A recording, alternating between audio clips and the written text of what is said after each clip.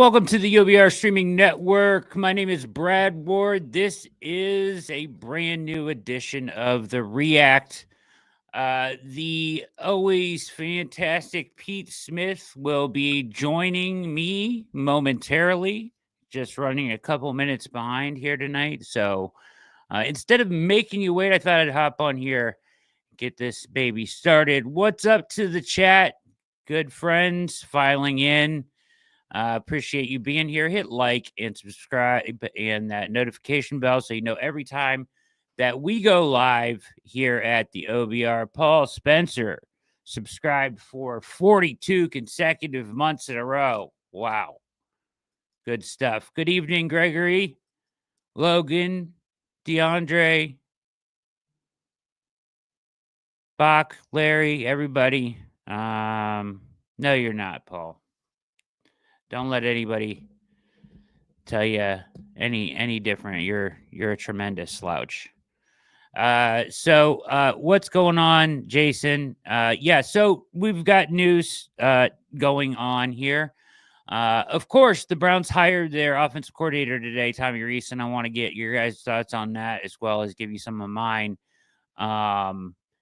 And Tommy, he was kind of the leader in the clubhouse. If you're an insider over at the OBR, you've known this is kind of on the horizon for a couple days now. It felt like the Kubiak interview was maybe a formality of sorts, as something Stefanski does for a friend, gets him in.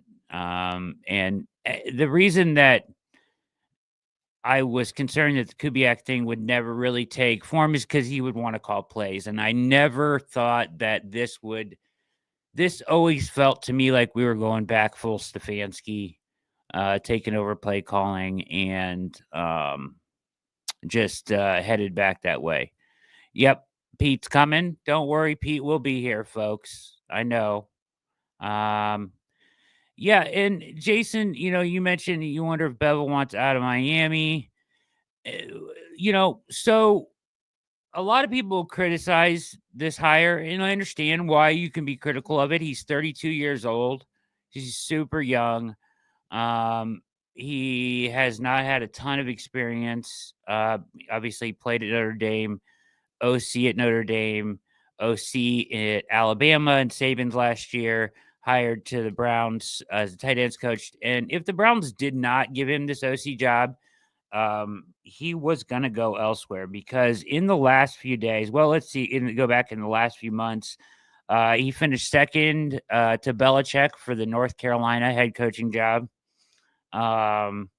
Brian Kelly came out in recent days saying that he wants or he was potentially looking to reach out to reunite with Tommy Rees. Vrabel was looking to take Rees with him to New England, where he is now the head coach.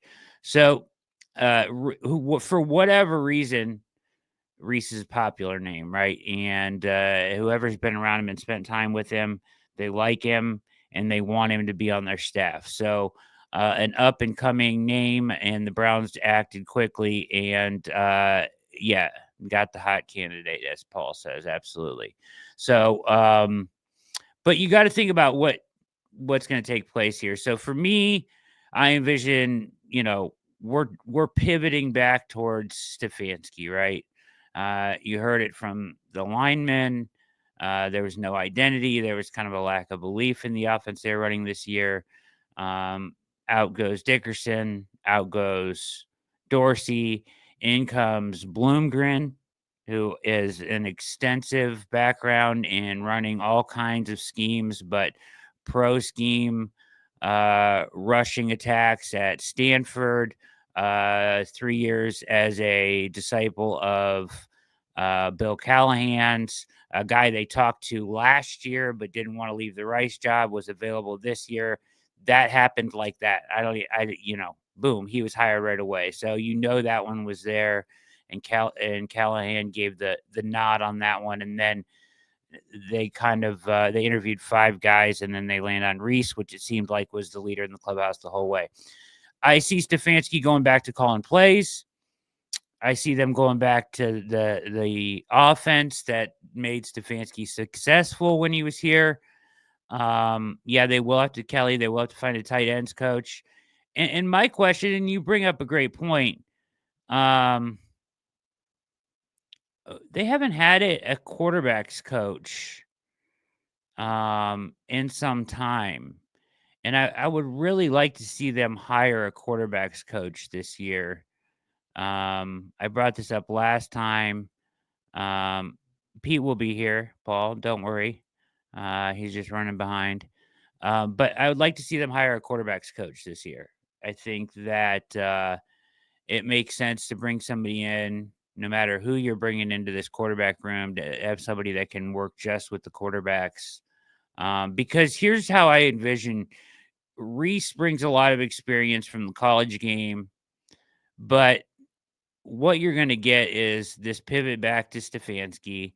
You're going to have to pair his passing concepts and what he does so well with the shot, with the play action, bootleg game, the quick passing game, as Serge says, full Stefanski. He's going to have to pair that with Bloomgren in the run game, and he can be diverse there, and that will look similar as they can run inside zone, gap schemes, outside zone, stretch teams vertically or horizontally and vertically on the field in the pass and run. But the main thing, my concern, and I wrote about it today, if you read my article over at the OBR, the biggest skill set you needed to find in this hire was somebody that added a modern aspect to Stefanski's offense, right? So, like, we know what worked in 2020 and 2021 and 2022 and 23. The run game fell off. This year, it completely fell off. I expect them to turn hard back into making the run game a big part of this, add in the play action, shot plays, quick pass game, just all the stuff that we were used to in 2021, 22. That was successful at that point.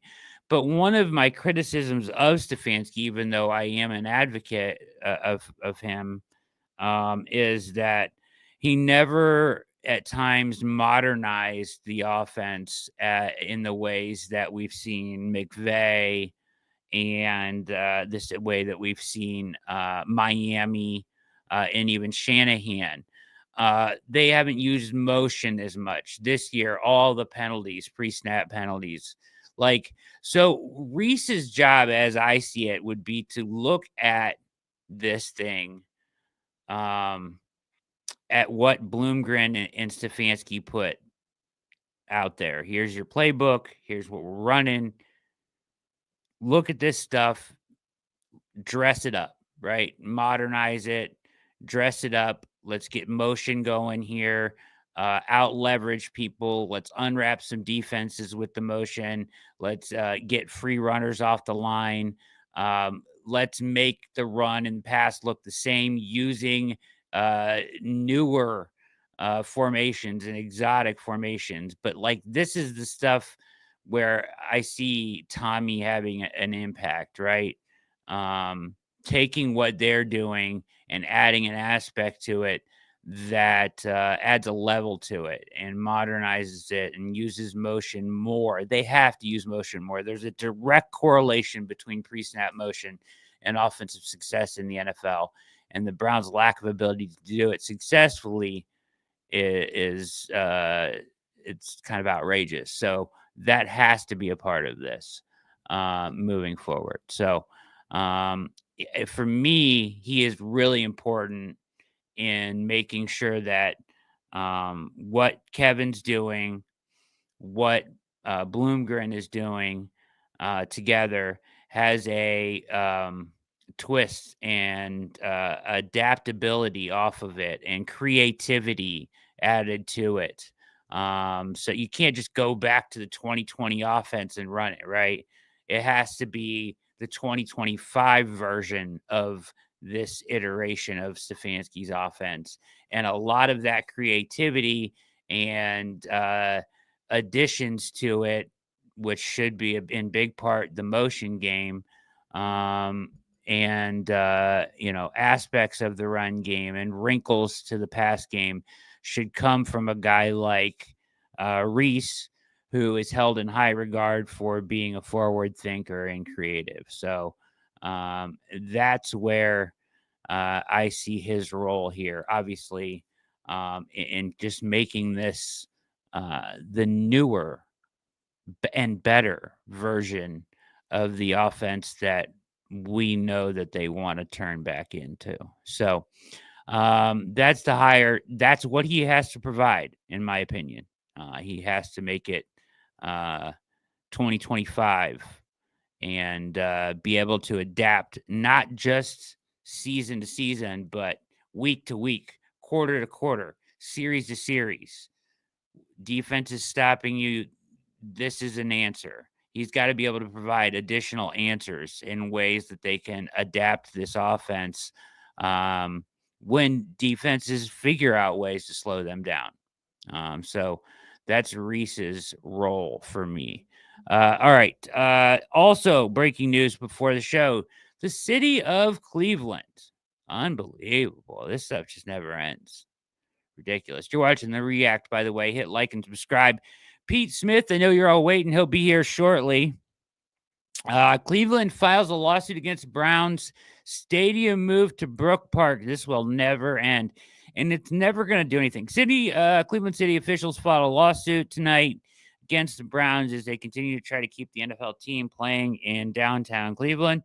The lawsuit alleges that the team is violating state law, the Modell law, enacted when the Browns attempted to relocate to Baltimore in '95.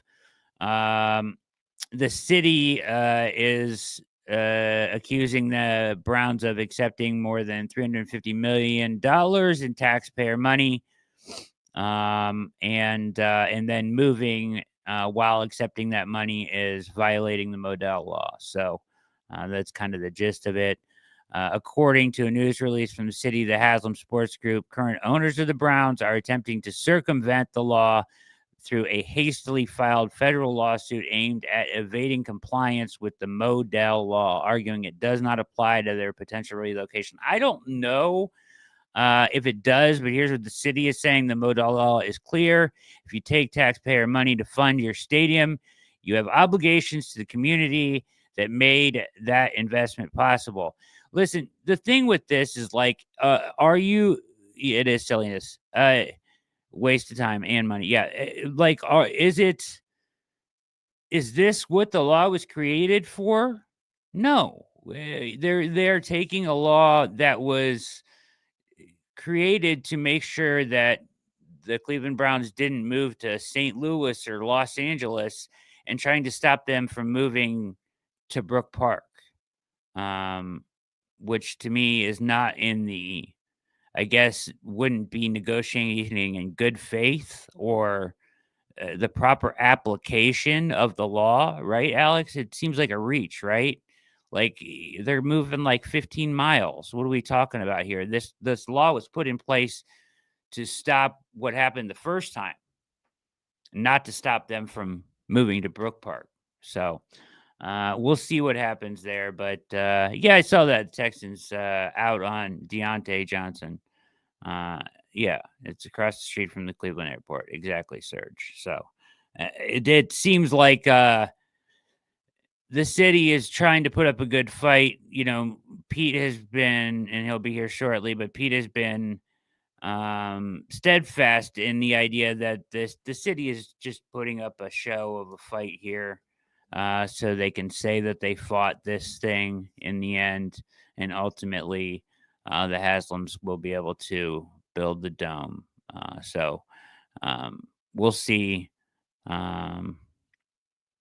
When the lease is up, there is no agreement between the city and the Browns.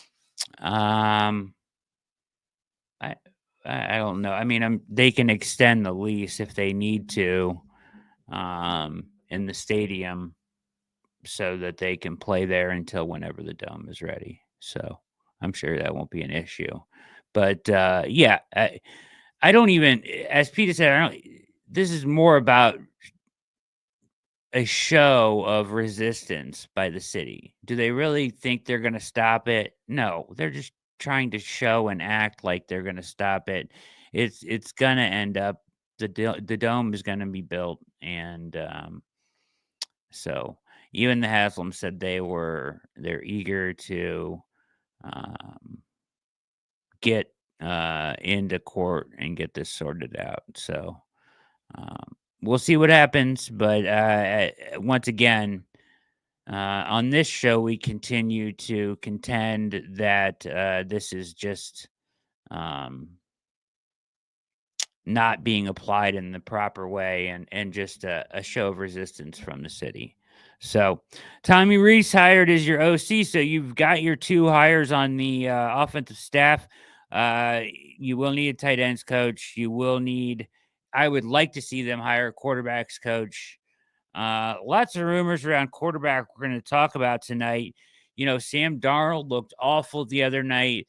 Does that do anything to his market?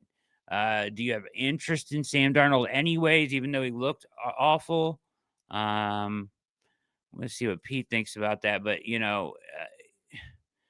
he looked so bad, but I almost was glad he looked bad, because if they would have won a couple playoff games, it's like it'd be hard for the Vikings to let him walk out the door. I can't see them trying to re-sign him now.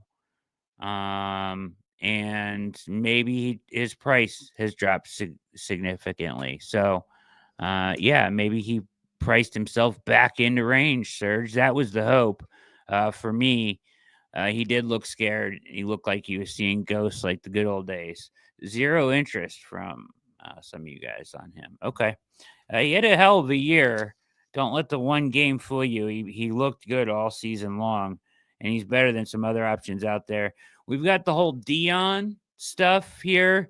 At this point, there's open communication between Deion Sanders and Jerry Jones. If Jerry were to decide to hire Dion, which is let's not kid ourselves, he's the only owner in the NFL that would hire Dion to take their head coaching job right now. But that's right up his alley, which I don't think is that crazy to think that he makes this hire. That just seems like a Jerry Jones thing to do. No, Pete will be here. I know, Paul. I know I'm boring. Pete's, but he'll be here. Don't worry. He's just running behind tonight. But it brings it together an interesting idea that if he was hired, and Jerry did bring him in, he would want Shador, right? And if Shador is sitting there at 2, you could have a king's ransom for Sanders. I don't know how many of you are interested in Sanders. I am not really at this point. If I was gonna gamble on either of these 2 quarterbacks at the top of the draft, it's Ward. And I don't think he's gonna make it out past 1. So, but it would certainly be intriguing if he got that job, because you would think he would want Sanders, right? And or his son, and want to coach him, which is a really weird set of circumstances. But yeah, you would have to think that his dad and pops. I'm with you, MC. I just, along with not believing from the work I've done, not believing that Shador is the answer at quarterback for the Browns. I also don't want to deal with the circus that comes with Dion. Now, if he's the coach of the Cowboys, you got to think he's going to try to come get his son. You would have to think that. and a haul could be had there. Now, the idea of Dak Prescott is another thing that was brought up. And Jack Duffin, the OBR's capologist, our very own, did a breakdown on if that was possible, feasible to even make that trade because of all the dead cap involved on both sides. It's probably a long shot to trade for Dak, but there would have to be some moving parts and some negotiations that went down before they traded it. They would have to agree to eat some of it of his contract and all that stuff. So that's the thought. There, I think it's a bit of a long shot. So, you guys think that the Browns are drafting Milroe? Listen, don't put it past the idea that Rees coached him in college. Pete has talked at length on this very show about Milroe and the kind of kid that he is and that he's easy to fall in love with. Now, should he probably go back to school? I would think so. But that's what we've heard is that he is a really, really good kid, super talented, has all the tools. It's just raw at this point. So let's take a look here at a video that kind of, oh, never mind. Hang on. The man, the myth, the legend has arrived. Your very own, the one and only Pete Smith. Yeah, I apologize for being late, but here I am. No reason to apologize at all. The chat has just been enjoying my ramblings. How's it going, brother? Living the dream, I guess. I mean, busy, insanely busy couple weeks. But hey, the Browns have an offensive coordinator. They have an offensive line coach, so we're off and running. So true, Logan. So true. Yeah, quickly, within 9 days, 10 days, right? Browns had this thing wrapped up. Was it that quick? I think somewhere in that neighborhood. Obviously, they like a week, right? Let go of the two coaches they dismissed on the Sunday after their final game, and here we are. What is today? Tuesday. So yeah, about right. Yeah. So they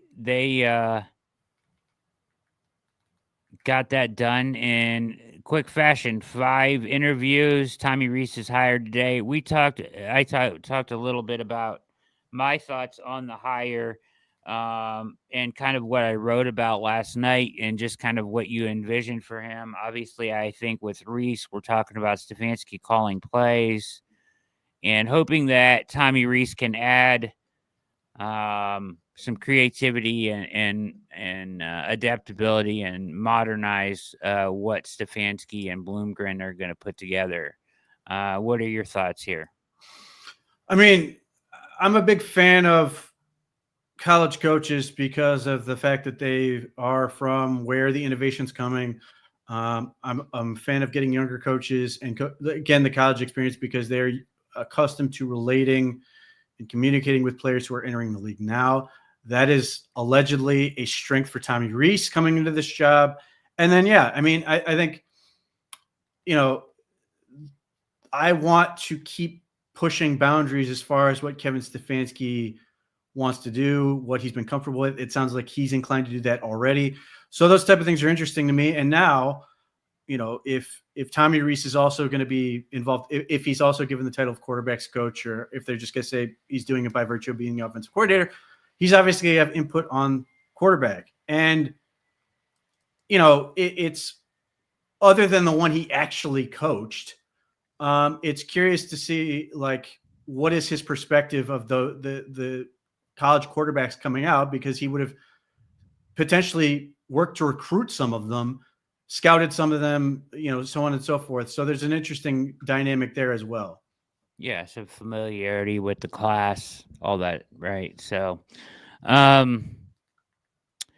we also talked about quickly the lawsuit, Browns or Cleveland suing the Browns again. And I just kind of said that this Modell law and the way they're using it, I don't think is in any way being applied the way that it was, created to be used. I think it was created to keep teams from moving to actual other cities, not across the town. But once again, is this just, Pete, would you agree that this is just once again the city of Cleveland putting up the impression that they are resisting? Yeah, for the most part. I mean, from what I haven't seen this latest lawsuit, but the last element they were dealing with back and forth, I mean, the Browns have basically said, we answered your questions and we're ready to go to court and settle it there. Yeah. So we'll see what happens with it. But ultimately, look, I don't think Cleveland has a leg to stand on. I don't really think they want to win. I don't think they can afford this. So I think there's an element of saving face and looking, I guess, okay to their constituents. But like, I don't know how long this plays out before everybody gets on with the fact that we know what's going to happen and they're ultimately going to get what they want. This is how these things work.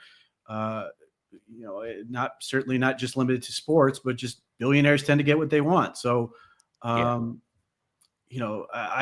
think and I've said this before, the biggest thing for me is if the city really wants to fight, they should be fighting on the grounds of who's paying for it. And from that standpoint, that I think that's an easy place for them to rally on this. But other than that, I don't think most people care. I think most people are going to, by and large, say, "Wake me up when we've made a decision one way or the other." Yeah. Absolutely. Yeah. Larry pointing out 9 NFL teams play in stadiums that are located in cities other than the city indicated by their team name. Interesting. Yeah, that's not uncommon around the league. You build where you need to, where it's convenient, and so on and so forth. So, all right. You're watching The React. That's Pete Smith. I'm Brad Ward. Hit like and subscribe. We're going to go to our first video. This is 92.3 The Fan. Nick Wilson, Jonathan Peterlin reacting today to the Tommy Rees news. Give you a little kind of both sides of this hire here in just one short clip. So let's get into the React for tonight. Logical place for the Browns to go. What's interesting to me is, and I think this is where maybe some fans might be scoffing, is that you hired a guy who is on the staff for the worst offense in the NFL. Now, granted, the rebuttal is, well, it was all about the quarterback. Yeah, but he was still a big part of planning an offense. Like, Tommy Rees wasn't just your average tight ends coach.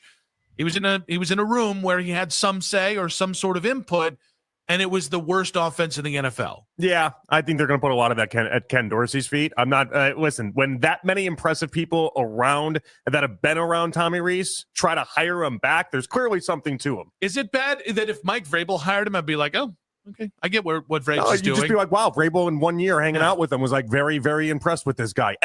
Brian Kelly in the past 24 hours apparently reached out and tried to get him on the LSU staff. It's like everyone that's been in this guy's orbit thinks enough to be like, I need him back in my life. Yeah, there's something to that. That does happen in the NFL, though. The NFL is a big game. It is like it's nepotism to the extreme, and not just nepotism, but hey, I know you from somewhere. Would you like to be that guy? For sure, but I do think it matters that all the impressive people, Nick Saban included in that mix, all these impressive people that we like continue to vouch for this guy and continue to go back to him. When right now in the NFL, I mean, geez, he's got basically zero experience. I mean, he's got 1 year in 2016, and then he's got 1 year last year. He's got such little experience to be an offensive coordinator. He's only 32 years old. But there's a reason why Stefanski last year was adamant in one of his press conferences and talking about Tommy Rees. So he's like, This guy's going to be a head coach. Like, not a doubt in my mind, he's going to be a head coach one day in the NFL. That was Stefanski's words, not mine, by the way. It was. So some thoughts there from both sides a little bit on Rees. Thoughts on that, their comments there, as it was kind of in the past couple of days, Brian Kelly, I guess, was reaching out to potentially try to hire him at LSU. I think he was the one that hired him at Notre Dame initially. So they have an existing relationship. Look, I mean, before the Browns played a single game, I know that the Browns were really impressed with Tommy Rees. They were really excited about the hire with Tommy Rees. And then as this thing went along, it got to a point where Kevin Stefanski did not want to let Tommy Rees out of the building and were willing to go to great lengths to keep him here. Whether that's going to pan out remains to be seen. But I haven't heard this much buzz about a coach, a young assistant on offense for the Browns since Kevin O'Connell. Between from multiple elements within that building. And they interviewed very capable coordinator options. I would have been perfectly happy with Darrell Bevell. I would have been perfectly happy with Clint Kubiak. And I think a lot of that was just trying to make themselves feel that much better about the hire of Tommy Rees. Now, I don't think the Vrabel thing was ever real, for what it's worth. I don't think Vrabel was going to hire Tommy Rees with the limited experience he had and said, here's my offense, because he's not an offensive guy. I know I've seen talk of Josh McDaniels. I don't know if it'll be him, but I suspect he will hire somebody very experienced because Drake May is just that important. And I don't think Tommy Rees would be quite there. I think Tommy Rees is in a good situation, but yeah, I mean, was up for the North Carolina job. LSU certainly would make sense. He's been an SEC guy. But like the fact that you have him with Kevin Stefanski is exactly what you want. Kevin Stefanski is a really good coach, and Tommy Rees has the ability to sort of contribute and be a big voice in that room. But he's also got sort of a governor there to make sure that he sort of, stays on the right track and they get stuff figured out. As far as the offense this past year, I mean, beyond the issues that particularly Jack Conklin was more than happy to vocalize, the injuries just killed them. And Deshaun Watson is horrendously bad. At the same time, we can sit there and talk about how bad the offense was, and then even with all the injuries and all the stuff that was going wrong, Jameis Winston still puts up 32 against the Broncos, and we see them beat the Ravens, and we see them do this, that, and the other. I don't get all that concerned. People will constantly complain and say the offense is terrible, and yeah, I get it, but it only really scares me if Jermaine Ifedi, DTR, Jordan Akins, Jamari Thrash, and Michael Woods II are your starters. At some point, we have to sort of realize that they're going to do things to improve that side of the ball. Now they have to work, they have to make the right decisions on that. But I don't think we're going to see an offense that was nearly as bad as it was last year. Now, at the same time, Tommy Rees has to, and Kevin Stefanski and everybody in that building have to make it better. But if you want to poo-poo it, it's fine. It's the same people who I remember when Andrew Berry was being considered for the GM post, and there were people you can't hire him because of 1-31. It's okay, but the process is good, and you're doing all these things are really good. And obviously, Deshaun Watson trade was a complete disaster. But a lot of the things they do are really smart and stuff I want them to keep doing. So I was happy with that. So I don't get too caught up in that type of stuff. There's been, Pete, some movement around the NFL, or rumors, really. It's kind of silly season with a lot of stuff.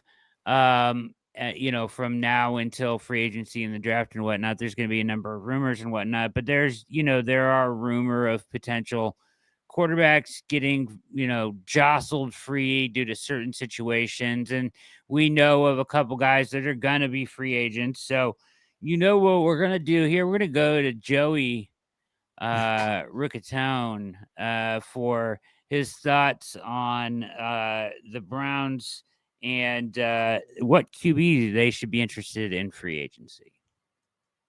Browns seriously consider either Aaron Rodgers or Kirk Cousins in 2025. Today, we're talking about a couple topics. We're talking about the Browns' future at quarterback, the free agency moves that may or may not, or should not be made for 2025 to be paired with a 2025 draft quarterback, as well as the Browns' new offensive line coach, Mike Bloomgren, and the Deshaun Watson news. So let's start off with this first, quarterback. There is clearly very few answers for 2025 in terms of the Browns actually being a competitive team. And that is really important for this roster. Like, if it's not going good halfway through next year, regardless of what they wind up doing, Myles Garrett is gone.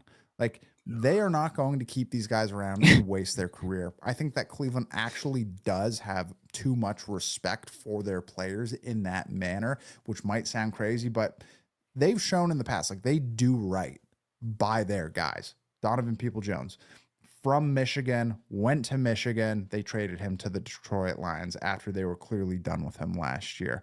You know, Zadarius Smith, older guy, really good player. They traded him to the Lions, put him on the best team in the NFL, or in the NFC at least. They aren't just going to completely launch guys into the abyss. I mean, and again, like, look at Bill Callahan. His son gets the head coaching job for the Titans. They send him to Tennessee, or not send him, but allow him to leave the Browns. So that's something to keep in mind with this. The Browns have to be competitive, and they have to be competitive quick. So I think it doesn't matter who you take in the draft. A young quarterback isn't going to make the Browns competitive right away. I don't think so. I don't think that any of these guys in this draft are good enough to immediately step in and be those guys. Not Shedeur, not Cam Ward. I really do like Cam Ward a lot. I think he's super, super talented. However, as I outlined in the Patreon video that we just put out, it's the first 3 picks of the Browns draft. We go in deep on who I think they should take. I think that Cam Ward is going to wind up being the first overall pick. I don't think that he's going to be available. In that instance, it's like, I don't think Shedeur is going to be good enough to come in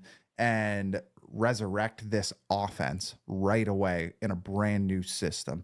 I don't think that any of the quarterbacks on the roster are going to be able to do that. And the Browns, Andrew Berry already came out and said that that quarterback room is going to look very different in 2025. So what do? Who are the options? Jameis Winston is on the market. You have guys like Sam Darnold, but he's probably getting re-signed to Minnesota. And even if he didn't, he's probably going to come with a $40 million price tag. And the Browns don't have the cash to sink more money into a quarterback. Also, too, though, I think there's a really good chance Minnesota loses in the first round. Legitimately, I do. I think there's a chance.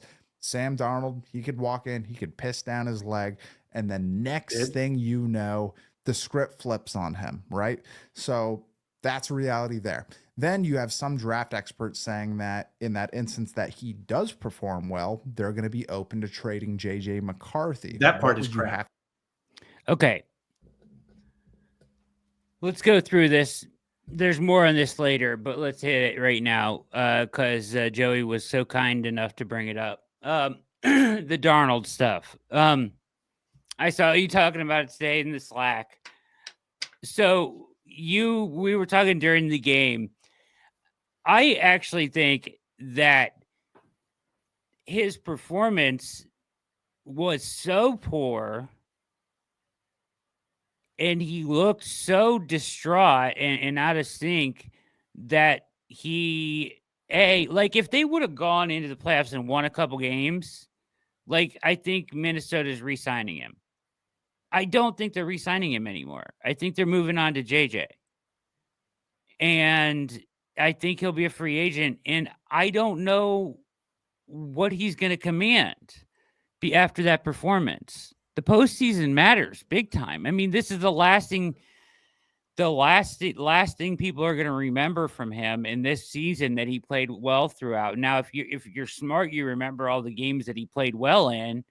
But, like, I can't imagine somebody coming. I think, what you guys say in the Slack today, you still think he's going to get $30 million? Do you really believe that? Yeah. I don't rule out Minnesota for starters.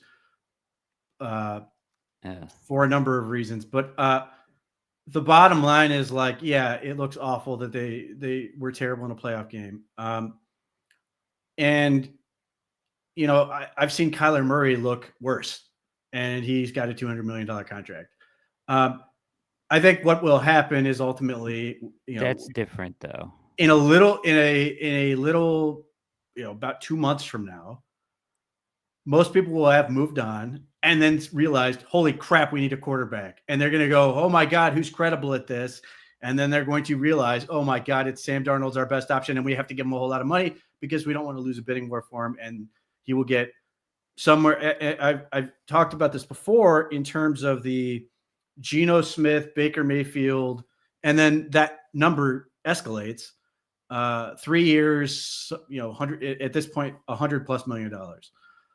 And there may be outs in that neighborhood, but the bottom line is like they're going to see a guy who threw for what 4,200 yards, was super efficient, and everything else. And there are any number of quarterbacks who have gone to the playoffs and been awful, and we more or less get over it and forget about it, and then just move on. And that's what I expect will happen here.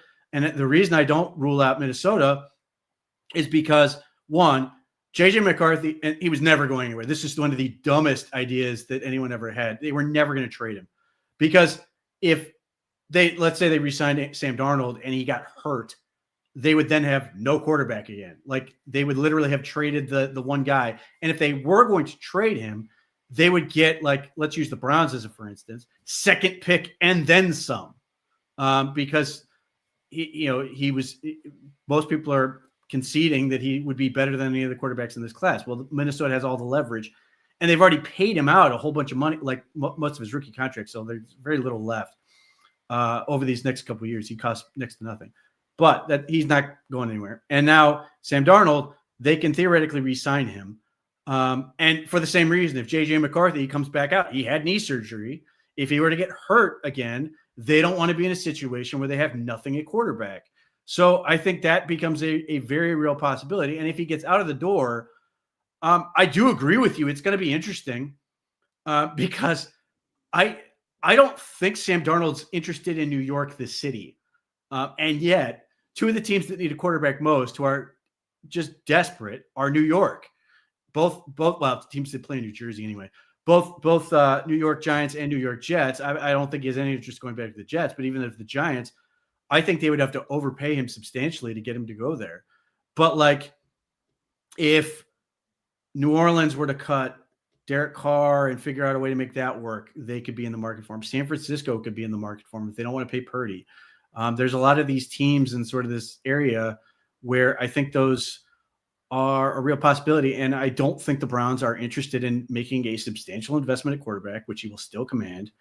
And here's the thing, like, you'll look at this now and you'll go, oh man, there's no way he's going to get that money. And then our immediate reaction when he does get that money will be, oh man, they overpaid so much, which I don't necessarily disagree with either. But that's just how these things tend to go. The only part I would push back on is like, so, you know, you used Kyler as an example, or Baker, and those kind of contracts, right? And or even Purdy. But those are guys that have had multiple years of, or more than 1 year sample size of success in the NFL. Not success, but a certain level of play. With Darnold, it was bad, internship, good. Like, so he could just fall off a cliff next year. You only have 1 year sample size of good. Mm-hmm. Now, is quarterback such a, you know what I mean? To your point, is quarterback so teams so thirsty for a quarterback that they will have to pay that anyways to get a guy that had 1 good year? Maybe, but I certainly think after his performance the other night, it's in jeopardy. I think there's a conversation to be had. I don't disagree with that, but I think ultimately teams are going to come to the realization, if this quarterback class was better, if Cam Ward doesn't go number 1, you know, I think things get more interesting. But I think what you're going to end up with is a situation where Cam Ward does go first, and teams are going to do desperate things like overdraft quarterbacks who have no business being taken nearly as high. And the way to avoid that is to pay Sam Darnold a whole lot of money. And the NFL has a history of signing one-year wonders. I've seen any number of, going back to the Andy Reid days, any number of Eagles backup quarterbacks that were treated like magic beans, and people hand over second-round picks and give them a ton of money. The Buffalo, what was it, Josh Johnson or whatever one that had like one good game. The Browns got beat by Scott Mitchell in 1994 when Dan Marino tore his ACL or whatever it was, and the Lions gave him a mint. There's just always a team that's willing to be desperate. The Raiders could be that team. There's just always a team that's willing to do it, and I expect it will happen. It's just how these things work, and especially when you compare it against the other options. Like when you have any number of people who are trying to make Justin Fields into a starting quarterback versus Sam Darnold sitting right there, I think like that makes it like the Pittsburgh Steelers could theoretically go get Sam Darnold. I don't think they will. I think they'll keep Russell Wilson, but they nevertheless could make that move. And the other side of that is like, and part of the reason I think you get pushed back in that direction is like they look at Geno Smith and Baker Mayfield, where everybody could sign Baker Mayfield. Everybody had their option to get him. Everybody had their option to get Geno Smith, and they didn't. And then now they're, Baker Mayfield and Tampa Bay Buccaneers just won their second division title in a row. Seattle's offensive line is a complete mess, but Geno Smith has been good for them. And Geno there's Smith that worry. You're gonna fear that fear factor, which, by the way, I think is going to be a real thing with Travis Hunter as well. I think there's going to be that sort of fear factor that, oh my God, if we pass on this guy that everybody thinks is, a two-way player and all this other stuff, that pressure is going to be immense. So I think teams that are not confident in their process and where they are as a franchise, those type of things, are going to be more desperate for Sam Darnold than they should be. In the chat here, do you have any thoughts? Where do you come out on Derek Carr as a potential option this offseason, Pete? Well, the Saints have to cut him or figure out how they're going to cut him. But I've always been a fan of Derek Carr. He's never been the same since he broke his leg. But he's just an efficient quarterback that does enough. And he's always going to hover right around that midpoint of being, a top 16 quarterback for the most part. His numbers this past year were pretty good when they had guys around him. I don't think the Browns are going to go that route, but I wouldn't hate it. Again, it comes down to price, and he may be a guy who gets more money than I think he is, but he could also be a guy that ends up in New York for one of those teams. So, the other thing is I want to avoid, and this may be difficult to do with Derek Carr or Sam Darnold. I don't want to make a multiple year commitment to any of these guys. Like, I don't want to be on the hook for 3 years for any of them. I want to ultimately get to a point where the Browns are making that pick in the draft and finding their guy there. I think a multiple year contract where you're potentially on the hook with another quarterback you don't really want is another situation that this team is desperately going to avoid. And that limits your market in some ways. Whatever you say about Sam Darnold, I think he can get a multiple year contract. Even if you take the worst end of what happened in that game, I think he'd get a multiple year contract. Sure. And I don't think the Browns are going to be interested in that sort of arrangement. And I certainly wouldn't be. So if it's multiple years, you're out. Unless, the only way that works is if it's like a 2-year deal and like the second year you have the ability to get out of it and sort of bail. But no, I don't want to be on the hook for a bunch of guaranteed money for another quarterback when you're already paying a quarterback that. And that but you still have to acquire a quarterback, probably two for this. There's nobody in the room right now. Yes, I agree, but I think you can get it done with other options that are out there. Okay. I guess learning everything I've learned with what has gone on this past season, I the lift this team will get from hopefully being healthier and just not being in the Deshaun Watson business will be immense. And that's even when I sort of include the fact that we look and we go 3-14. They could have easily been 5-12 if Jameis Winston plays the last series of games. And then there's a couple other games like the Eagles game. You sit there and go, oh my God, that was an opportunity, or the Giants game or the Raiders game. I think the path to 500 is far easier to attain than most people do. But yeah, I don't think they need to freak out on anything other than just making good decisions and making multiple good decisions to put them in the right spot. Yeah.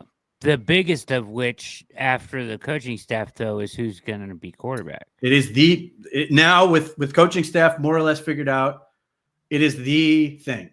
That's it. Quarterback. Right.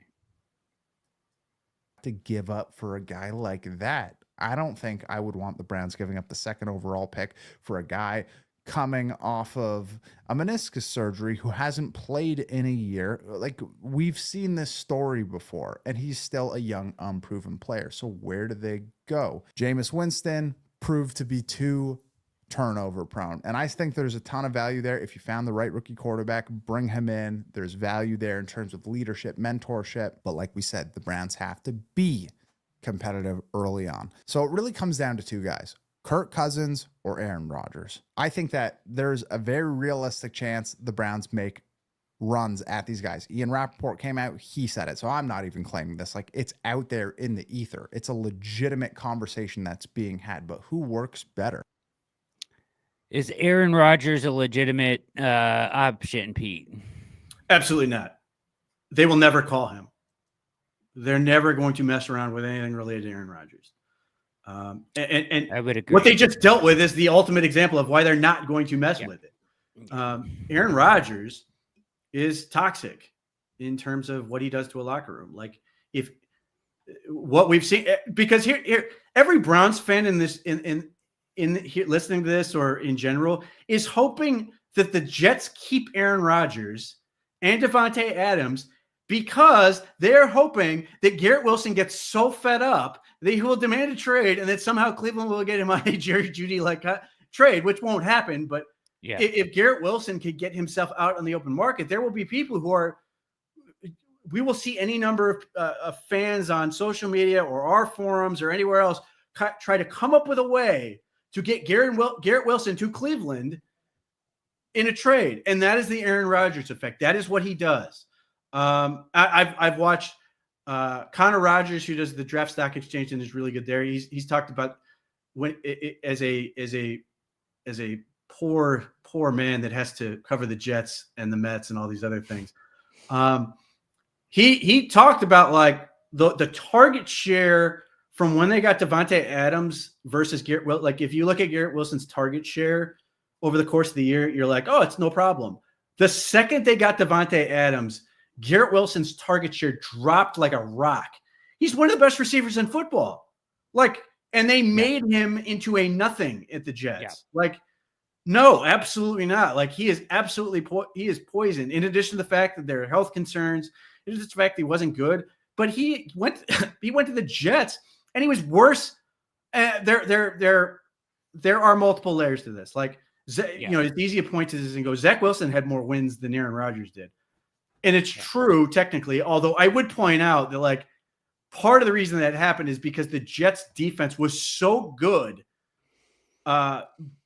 carrying that Zach Wilson led team to whatever they got to. And then as a byproduct of being so good and being so pushed to the limit that they were sort of worn out this past year in certain respects. Like, Sauce Gardner was not the same player. Like, that's one example, but there were a lot of those guys. But I mean, no, I want nothing to do with Aaron Rodgers. And I'm very confident right now that the Browns will not mess around with it. Kevin Stefanski's not messing with that. Kevin Stefanski is going to do what he thinks he needs to do to get this thing on track. He's going to do it his way. Aaron Rodgers is not part of his way. Kirk Cousins, we'll see. That was my the next Falcons question. the Falcons keep doing this fake posturing thing where they're like, oh, we're totally fine with keeping a $40 million back. They're not going to do it. So I think for the moment, that's sort of on the back burner a little bit. I think we've largely come to the conclusion that yes, eventually they're like March 18th, they're going to have to put up or shut up on that front, and they're most likely going to cut him. But I think the Browns are going. I think Kirk Cousins is at this point a secondary or tertiary option for them. I think they're going to look at the guys that are going to be a little bit more free in terms of free agency. Like Kirk Cousins is going to be able to sort of pick where he wants to go. And it's going to be sort of like its own sort of side recruiting thing. Right now, I think the Browns are focused on younger, and I think they're focused on some of these the free agents that are going to be out there. Like, can you give me a couple examples of who you're thinking? Well, like the one that makes the most sense, if you're trying to get like the Sam Darnold guy before the Sam Darnold guy, is Daniel Jones. Daniel Jones, between his time with the Giants, combined with regular season playoffs, has started 71 football games. He has won a playoff game. And you can sit there and criticize Daniel Jones. God knows I have. I thought he was way overdrafted when he was taken 6th overall in 2019. I have no idea what the thought process was there. But you're not drafting him, and you're not taking on that baggage. And I think he's a guy where if you really look at those Giants teams, obviously they had Saquon Barkley, but the offense was just crap for the most part around him. I think the Browns could see a scenario where, look, and again, I've said this with everybody. I don't care if it is Cam Ward, JJ McCarthy, or Jameis Winston, or Kirk Cousins, anyone. Your primary focus is going to be taking as much off their plate as possible between being able to run the football, being able to protect them, being able to get wide receivers, weapons in general, and being able to play good defense. So I think if you are looking at Daniel Jones, you're sitting there going, well, if we do these other things and we take enough off his plate, he'll be fine in terms of being able to get where he wants to go. The experience will have paid off. There's always that element of, ego where coaches, and I don't care who it is, are sitting there going, I can make this work. I do think there's an insight element where the Browns have, and obviously we always look at Quezzy, but there's any number of relationships the Browns have with the Vikings where they can go get what's your sense of this guy. I just, that's the one that sort of jumps out as a logical target. But like, if you want to talk yourself into Justin Fields, you can do that. I still think Justin Fields only makes sense if you're also bringing in somebody else. Along those lines, Zach Wilson, I think, is a flyer type guy. Trey Lance, those guys are flyer type guys. And then you get into the Kirk Cousins, the if Derek Carr gets out there, those type of guys. I think Kevin Stefanski's track record with being able to coach up quarterbacks who want to be coached up is pretty good. And I think there's a reason for him to believe in that. And Daniel Jones also, I think one of the benefits with him is he's athletic as hell. Like, he offers you a little bit of that dynamic. And, having done some research on Mike Bloomgren and what he's done, I don't think the RPO element is going away necessarily. It's going to look different. I don't think they're necessarily going to be relying on it as heavily, but I think they're still going to want to do some of those elements. And you can do that with Kirk Cousins too. Realistically, you can do a run pass option. It's just a way to sort of hold a defender. But I do think Daniel Jones gives you a few more little wrinkles in that element of the game to create some easy plays and use his legs as an element to move the offense.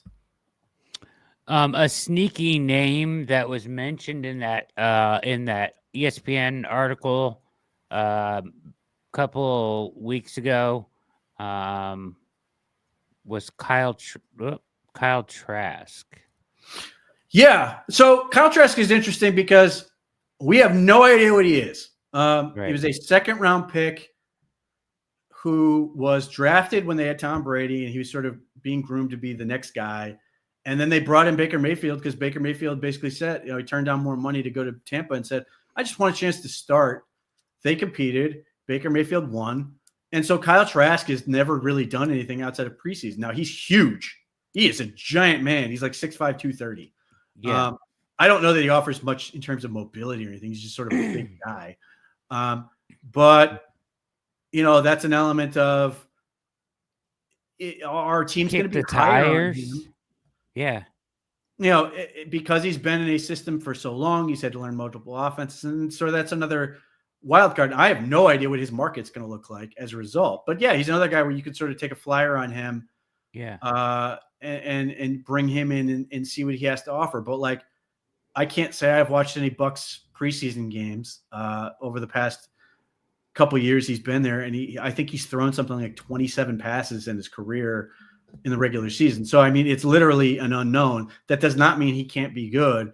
It just, we don't have the information to really judge, other than if you're the Browns and you said, man, we really liked him coming out of college and we feel like, we'll get a sense of what we've learned from him in the preseason, and then what, contacts within the league are telling us about him, and maybe that they're interested in him as sort of another option. Like I've written about this, the idea of you just bring in 3 guys and you just say, listen, we're going to bring in 3 guys who we think are, 1, have the potential to start, 2, have the, I don't want to say desperation, but see the writing on the wall in terms of their career and go, they're coming up on a point where they're either going to start at some point or they're just going to be career backup or potentially out of the league.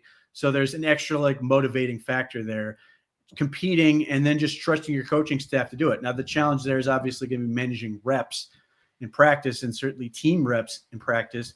But, to borrow from John Gruden, I think it was 2007, when he had Brad Johnson and one of the Gradkowskis, and then they signed Jake Plummer and he never showed up, but he just brought in a whole bunch of quarterbacks to say, listen, I'm going to find one of these guys to make him play. I don't hate that idea.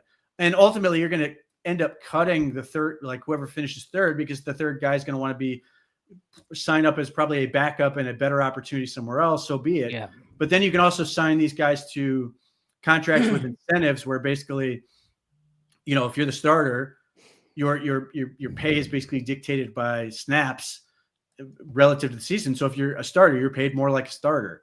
And then the beautiful thing about that one is if you do bring in Kirk Cousins, he can't get paid any more than he is. So if he wins, your quarterback room is going to be super cheap. Yeah. I mean, Operation Stockpile at quarterback is the option, right? I don't hate it. Yeah, no. And then, so there is a group out there that is all for don't care what you think about the quarterback, you have to take him at 2. That's just what you have to do, which we're going to get a little taste of here as Ken, my guy Ken Carmen, has lost it here the last couple of days, in my opinion. And I'll tell you, I would tell him that. But here's day 1 of him going in on just taking the quarterback at 2, no matter what you think of him. The 2-time coach of the year. If I can't trust the 2-time coach of the year to coach up one of these 2 quarterbacks, what the hell are we doing? What are we doing?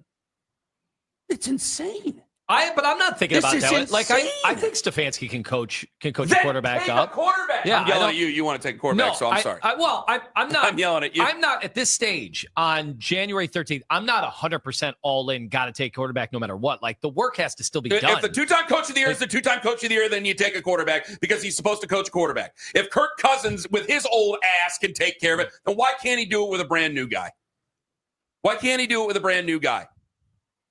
It's almost become our symphony. 2-time coach of the year here in our media. Okay, be the 2-time coach of the year and coach these kids up. No, some people get mad if you reference 2-time coach of the year. One of the 2. As if he didn't win them. I'm just using it again. In this case, I'm using it against him in the argument. If you're the 2-time coach of the year and you're still here, I can't deal with apathy as a fan, and I don't want to deal with apathy with the other fans out there. I don't want to go through a season where people just don't care like they went through the most of this season. No. Life's too precious. Time's too precious. Browns fandom is too precious. Take a quarterback. And if you don't have trust in the guys, then they're the wrong guys. Take them. Take them. Done. So as of today, 216-474-0092. I'm taking a QB. I'm going to charge the coaching staff with doing their job as coaches. I love that you're going to be on record on January 13th. So you would say the worst of all of these choices is a trade down, right? Yeah, the worst of all three of these. I suppose so. So that's interesting because I think most fans think today they're probably going to trade down. Just bring in the kid. Bring in Shedeur. He stands in the pocket. Sometimes he holds on to the ball too long. Maybe I'm a little bit worried about his frame. Whatever. You're the coach. You're the two-time coach. Coach him up. Coach him up. Bring in the kid. Bring in Shedeur Sanders. Oh, you little circus. Is that circus any worse than the circus we've been watching here over the last few years? I'll take that circus any day over what we've seen the last few years. So Ken losing his mind. The context there, as far as I understand, Ken immediately calmed down and regretted this rant. I could be mistaken. Daryl Ryder apparently got him all fired up about talking about a lame duck season. This is a preposterous idea, and I already have an article ready to go for tomorrow on this because it was such a bad argument. And I'll lay it out. Look. There's a whole lot of reasons you don't do this. And take the names out of it. I don't care. I'm just saying the take a quarterback argument on its face. Here's the problem. Many problems.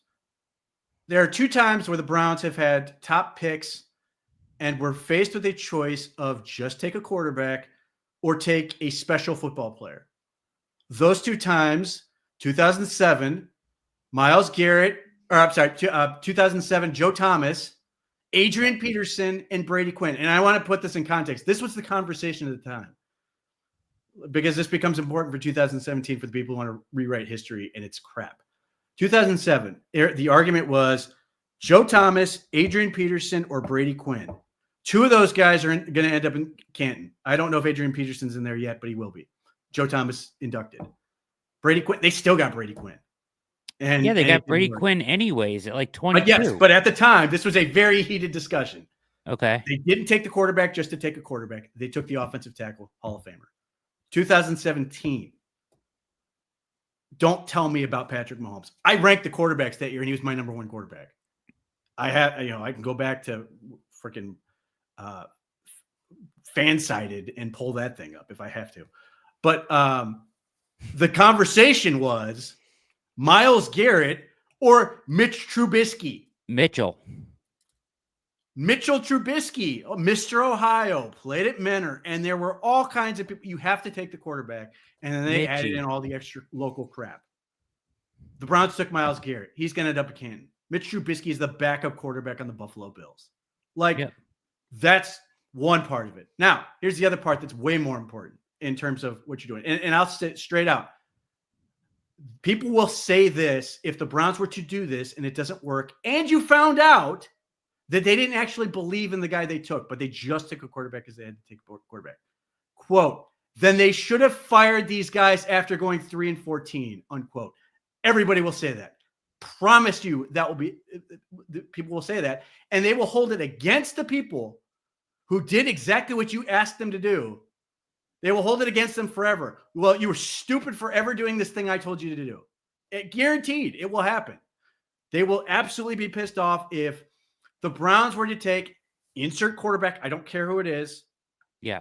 Versus a guy who's going to end up with the Pro Football Hall of Fame or just as an impact player. And I'll go to another draft.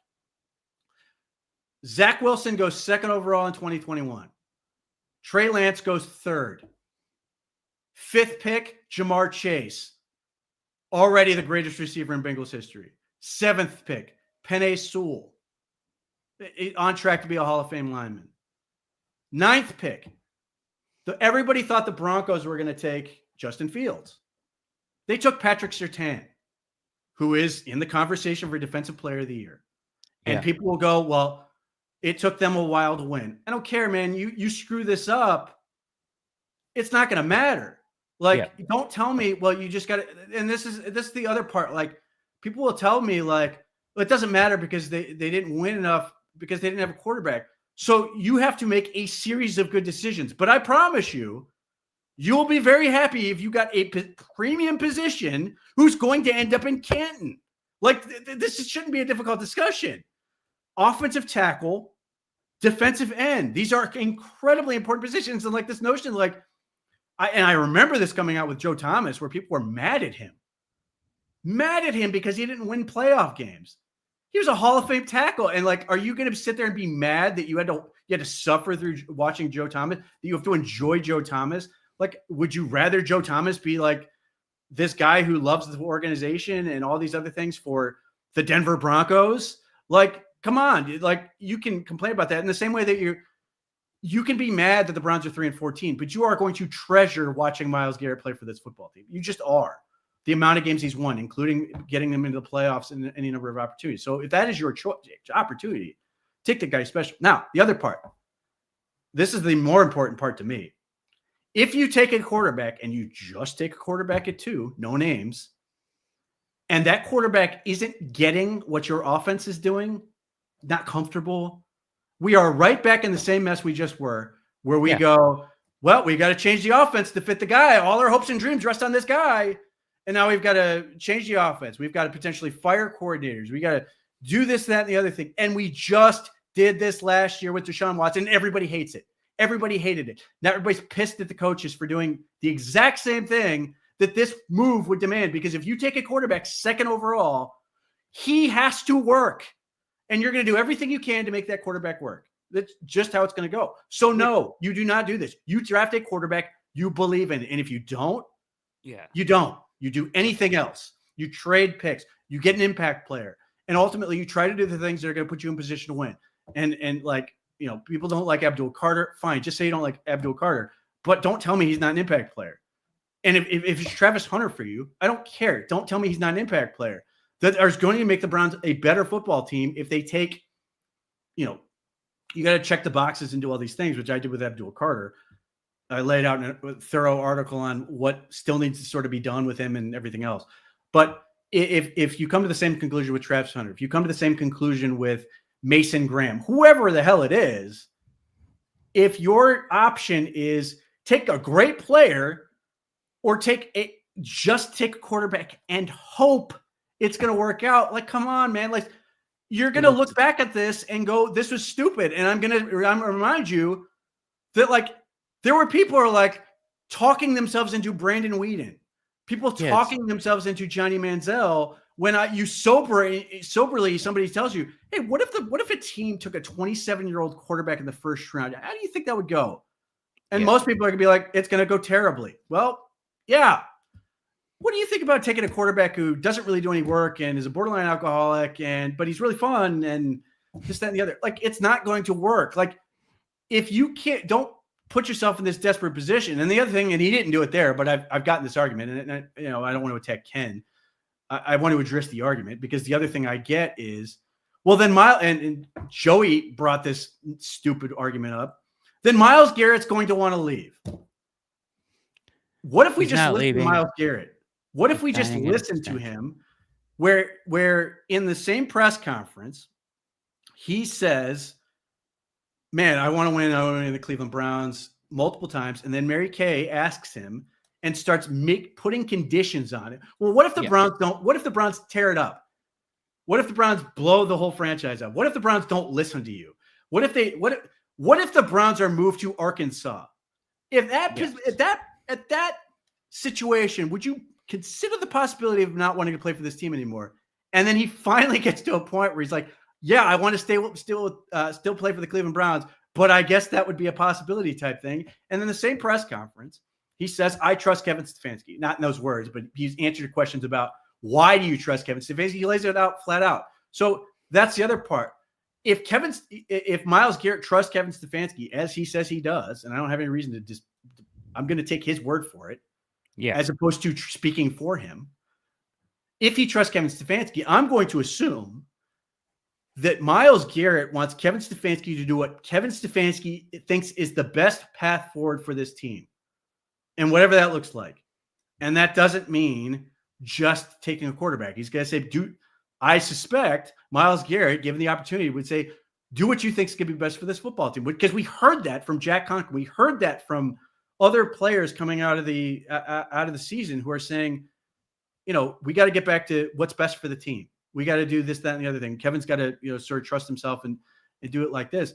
So these are all reasons why that is a terrible argument. And everybody who says just take a quarterback at 2 will forever hold it against them if they actually do it. And that quarterback doesn't immediately produce results, because that's what you're asking for them to do. Yeah. It's a ridiculous premise. The sheer worth of the second pick in the draft to just take a guy that you don't believe in is just insanity. It's just you're asking for a disaster. It's just insane. So you have to be in love with that guy at 2 to take him. You have to believe in him and believe he is your franchise quarterback to take him, period. But Ken changed his tune a little bit. Day 2. Here we go. We want to do, because it's like, if I get to a certain level, it's okay. Sam Darnold is no longer available to us in free agency once March gets here. Mac Jones, all these other quarterbacks are no longer available to us in free agency. Oh, then all of a sudden we're going to come around on making a major investment on number 2 overall for one of these rookie quarterbacks, and then possibly have to invest the next 3 years into those guys. That's nonsensical. You're either in or you're out. You're either you're either open-minded to the idea and willing to talk about those guys, or you're really not. If you're not in right now for a quarterback, you're not in. You're not in. You don't settle at number 2 overall. Guys, I've never said that. I don't want to settle at number 2. And no team would. No. And you could say, what about the Giants and Daniel Jones? They did the work. They thought he was good. They thought, I'm sure there was a little more project to him. I disagreed with them, but fine, they can go ahead and do it. But they didn't just take them. They didn't throw their hands up in the air and say, just put a turn in his. No, they were excited about it. And Good God, I hope not. And whoever, if we trade out of this pick, whoever's trading up for it, they think that Shedeur Sanders is good enough. Yeah. They think he's good enough. We might disagree. It doesn't mean we should take him just because another team's high on him.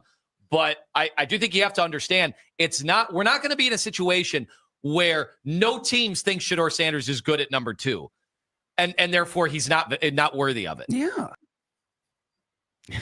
I hate to disagree with Ken, but he was definitely arguing for the just take a quarterback position. Now, I'm happy that he sobered up, and again, yes, this is what happens when you listen to Darryl Ryder. You get you fired up for other wrong reasons. Yes, but that's correct. Like, you have to take a quarterback you believe in, and if you're not, what are we doing? Like, yeah. So you're going to do something you believe in, and if that's trading down, hopefully convincing the Giants, who are a desperate team, to come up 1 pick. I'm all for it. If you can then or use the Raiders as leverage, whatever. But from where we sit now, I can only speak for me at this point. Now that we're putting names into it, I don't believe in any of these quarterbacks that much. But right, if you, I like Cam Ward. I don't love him, but I respect the talent and would be interested to learn about him as a person. I think that's sort of as far as I can go with these, but I've no interest in Shedeur Sanders at the 2nd overall pick, unless the Giants are listening. And then, yes, I'm very interested, and you should give up all your draft picks for him. But yeah. I'm just not there, and I'm not going to be there. I don't think he's Kevin Stefanski's type. I don't think he fits the way Kevin Stefanski wants to go on offense.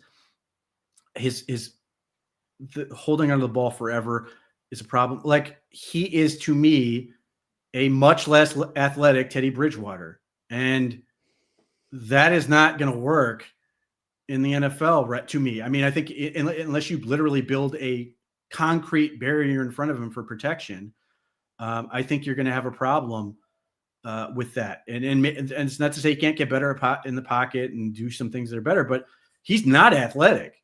Like, he's slow. I'm watching, randos from BYU and Nebraska chase him down like it's nothing. And I'm literally watching the guy I'm advocating for can catch him in 2 steps, which is Abdul Carter. And just looking at the Browns division, TJ Watt's going to track him down. Nick Herbig's going to track him down. Alex Highsmith is going to track him down. Adolfo Owe is going to just easily track him down. Like, he's got to get the ball out on time, in rhythm, and all those things. He can do a little bit in the pocket, but he can't expect to be able to run backwards 20 yards and chuck it. And if you're thinking, I've seen the comparison to Jordan Love. I don't think that's very helpful right now. I think Jordan Love's a phenomenally talented quarterback, but he didn't look very good for the Packers. And Jordan Love has way better tools physically, more arm strength, more mobility, more size. And I'm worried about the weight with Shedeur. I have a sneaky belief that he's not going to weigh in at the Shrine game. I know Dane Brugler reported that he was confirmed 198 pounds before the season. I would note that he has had access to the best training on earth by virtue of his father, where you look at a lot of these guys and they haven't. Like Josh Allen is the ultimate example of a guy who sort of never coached and all these other things. But I'm just talking physically. Shedeur Sanders has had access to, world-class training and nutrition and all those other things to get those. So I don't think you're going to get Shedeur Sanders in your building and he's suddenly going to put on 15 pounds. I have no reason to believe in that. So I have real concerns that he's going to be smaller than DTR as a quarterback. And that's not to say he's going to play the same way. I know people hate DTR now. I still don't, but whatever. But I think when you get him on the field and his size is going to stand out, and he's tough as nails. Like, I give Shedeur all the credit in the world. He is incredibly tough, incredibly durable. Now, having said that, that was the same thing we were saying about Deshaun Watson forever. Deshaun Watson was one of the toughest quarterbacks, and he'd play through all kinds of stuff and but at some point that's going to run out. And you don't want that to be on your football team. And, the other part about this is if, let's say Shedeur goes to, fantasy world, let's say Shedeur goes to the Steelers. Am I afraid of going against Shedeur Sanders? No. I think Myles Garrett may break him in half. Whereas I look at a guy like Cam Ward, and I can see why he can make you nervous. I can see the ability where you go, oh man, some of those throws he makes and his ability to move in the pocket, and you could go, he could be dangerous. I think Shedeur has a ton of talent. I think he's incredibly polished relative to what he's been doing as a thrower in terms of the throws he can make. He can make some jaw-dropping throws and has done some great things in his collegiate career. But I just don't know how much more there is there. And you have not second overall. I don't think I'd take him at 33. But I'm some of that is personal taste. There are people who are way higher on than I am. And that's fine. I sort of gravitate toward a different type of quarterback. Yeah, I get that. When we start talking about these names, Carlisle brings up kind of my question that when we talk about these names and we're talking, earlier we're kind of going through and we talked about, Trask and Cousins and Fields and Daniel Jones, and none of these names are overwhelming really, but they're guys that could give you a chance to win in the system,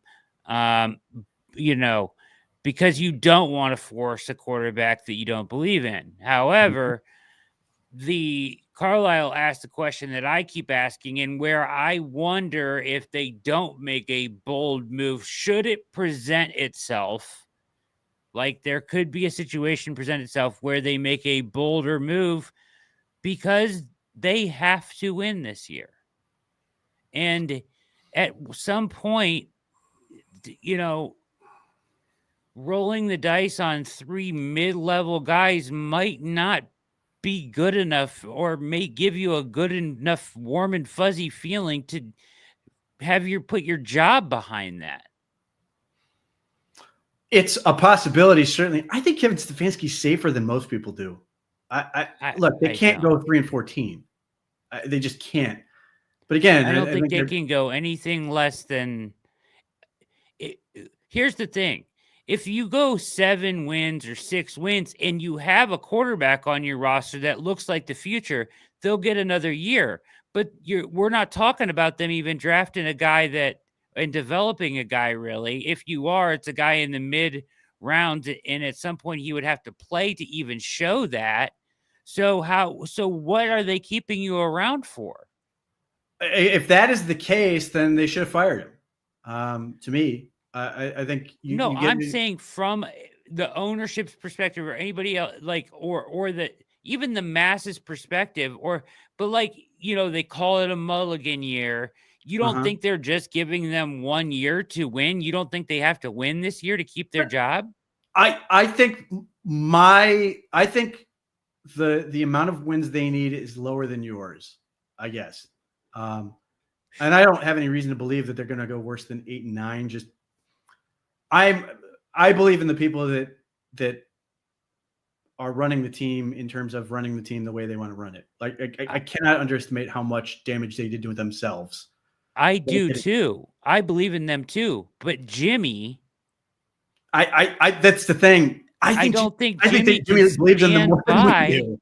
With 7 wins and no quarterback of the future on the roster, what did they do this year then? That sort of depends, though. If they're at 7 wins and they're sitting there, and let's say they acquired additional draft capital, whatever that means in terms of, they've got 2 first-round picks, or they've got, the ability to get the guy they want, or if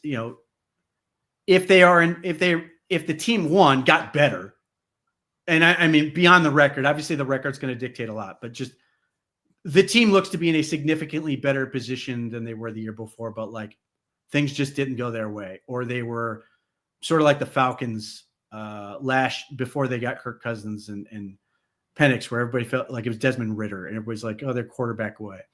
I think if the other things improve enough, I think he will probably give them a little bit of grace if he feels good about the direction they're going in terms of what they can then do. Now, having said that, I don't think they want to bet on Jimmy's grace. You know what I mean? So I agree with that. But having said that, look, if they believe in a guy enough, then they should do what they need to do to get him. But I think, I'm just saying, the picture we're painting, and I don't disagree that that's the way to go about it, but it's a gamble. It's a gamble. It's a gamble that Stefanski is able to once again pull a really quality performance out of a mid-level quarterback or a middling quarterback, and you are able to, in one season, reinvigorate the run game, and your defense gets back to top 5 level in one offseason, which is very possible because they just did it a year ago. But I'm saying that it's a gamble without the quarterback or at least someone there on the roster that you can point to as this is the guy we think is the guy of the future. Now, 7 wins, and you play competitive football in December. In that narrative, okay, maybe that's good enough to give you another year. You know what I mean? And the defense plays well. And like you said, it feels like they're a quarterback away, and you revisit it next year. I think that is the situation where, yes, you could sell that to Jimmy. But anything less than 7 wins, we're talking about doomsday, I think. Yeah, I think so much will depend on, Kevin Stefanski's confidence level relative to if he just spent so much of this season going, man, if we just didn't do X and Y and Z and we were able to get slightly better health, we'd be right in the mix with everybody else. Or if he's sitting there going, man, we've got a lot of work to do. But I completely understand the argument. I just don't think they're going to get desperate, because I think if you've learned nothing else about the Browns, and I think the Browns should have learned about themselves, playing desperate has screwed them. in how they mishandled, and obviously there's blame on both sides. I put a lot of this on ownership. Mishandled Baker Mayfield's situation. Baker Mayfield mishandled Baker Mayfield's situation. Then you got desperate with the Deshaun Watson thing and what that has done to you. Whereas just doing right by your team and trusting in them and just putting them in position got you crazy results. And some of that was unrealistic to expect to bounce back. Like DTR getting a game-winning drive against the Steelers, though, very impressive. There's nothing to take away from it. Or getting 2 game-winning drives out of PJ Walker was preposterous. But and some of the field goals you made at the end and some of those other things. But I still think so much of this comes down to the Browns just playing within themselves as an organization in terms of the moves they make. And I think I'm hoping that that's the lesson they take away from this, and having the 11 draft picks and having, obviously March is going to be huge. Yeah. That's going to be more important than anything. Is what is it going to look like in March? What are they going to sort of attack in free agency? Is there going to be another trade out there that they really like with having, I think 43 6th round picks, those things that they do that they get really, really right. And then the other part, like, and again, I know you're not saying this, but people are like, man, this Myles Garrett being borderline defensive player of the year doesn't matter because they only won 3 games. Or Jerry Jeudy being a tremendous wide receiver doesn't matter. And some of the other things that they've been able to do on defense, like the young defensive lineman coming around, and obviously Mike Hall's injury is just a huge frustration. But Isaiah McGuire was really good. The Browns linebacker room is basically set. Fingers crossed, so long as JOK is fine. That you don't have a ton to do to fix it. You're largely adding to it on defense, other than the secondary potentially, and just getting more. Offensively, there's more work to do, but if you feel confident in what you've been doing, like in terms of draft and development, and some of the guys, if Joel Bitonio is coming back, Jack Conklin's still going to be here, if White Teller's going to be here, whatever you do with those guys, the Browns, so much of the focus for them is going to be running the football. I would assume after 2 years I of agree. I think so much of what they can fix is just being able to run the football. And they won 11 games without it. That's the part that's still mind-boggling to me, is in 2023, they got nothing on the ground and still won 11 games. So I think that's where I keep coming back to this thing, where I think so much of this is just processing lessons learned and not doing stuff that's going to get them out over their skis again. Agreed. And to a certain point, you said, this stuff matters, right? The stuff you're talking about that happened this year, even in a 3-14 season. And I agree with you. But when it doesn't matter is if they don't get more time. Like if they don't turn it into wins this year, and then they do get fired, then none of that is going to matter, because they're going to blow it up and bring in a new regime, and none of what they've done is going to matter. So in order to make it matter, you do have to be bold enough to go after winning games and keeping your job. It's just the point I guess I'm kind of making. Yeah, I mean, then we get into a sort of an analytical discussion. Where do wins come from, to borrow from Moneyball? And I think that's the interesting question. I think, don't get me wrong, quarterback is a hugely important position. And obviously it literally torpedoed a season. But the most important. I think, it's one of those things where quarterbacks get too much credit, too much blame. And I think just doing things correctly relative to what they did last year is going to make such a big difference. But yeah, I mean, look, if they get into a situation where they're like, this is going to get us to where we want to go, they have to do, whether it's talking about taking a quarterback at 2 or whatever, Kevin Stefanski and Andrew Berry need to go down swinging. If they're going to go down, they need to go down swinging and going out the way they want to go out. Don't give into doing things because you think that's what you need to do. Do the things you think that's what you want to do. to make your team better, because you get caught. I don't want any of these guys to end up being Ray Farmer, where it feels like his entire time as GM, he was compromising with everybody and never actually got to do his own thing. Yes, that's why. So I think that's where I think full Stefanski. Yeah. So whatever that looks like, he's got to go his route. And I think that started with this offensive line coach hire. I think that started with the offensive coordinator hire,